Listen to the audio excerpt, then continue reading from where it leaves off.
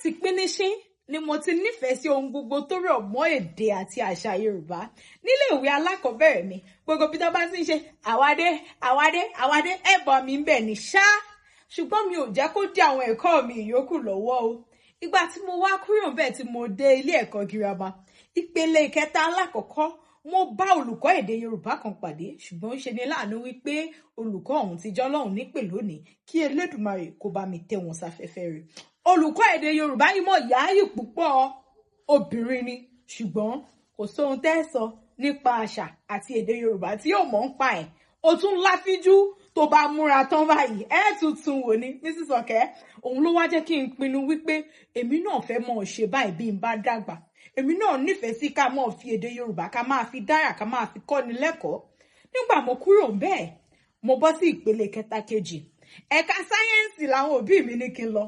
Nọ́ọ̀sì níṣẹ́ ọwọ́ tí mo kọ́. Ṣùgbọ́n ọkàn mi ń bẹ nínú èdè àti àṣà Yorùbá. Gbogbo ìgbà tí mo bá wà ní kíláàsì báyìí, wọn ò gbọdọ̀ o. Gbogbo àwọn tá a jọ kàwé náà lè sọ, wọn ò gbọdọ̀.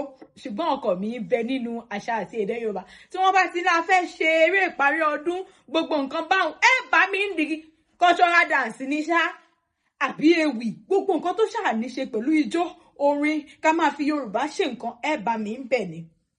Ẹ̀ka sáyẹ́ǹsì mo wà, ṣe rántí pé mo sọ bẹ́ẹ̀.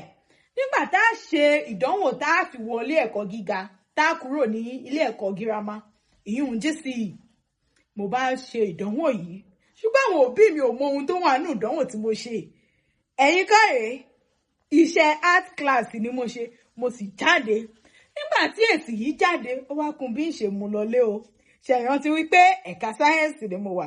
Tó bá jẹ́ ẹ̀yin ni ọmọ múrú èsì yìí wá fún, tó sì jẹ́ wípé ẹ̀ka sáyẹ́ǹsì ló wà, tó wá mú iṣẹ́ art class wálé, kí lẹ ṣe? Ẹ jẹ́ kí n mọ ohun tẹ́ ṣe. A máa tẹ̀síwájú nínú ìtàn yìí nípa ìrìn àjò mi lọ́sẹ̀ tó ń bọ̀. Wọ́n máa rí yín. Ire o.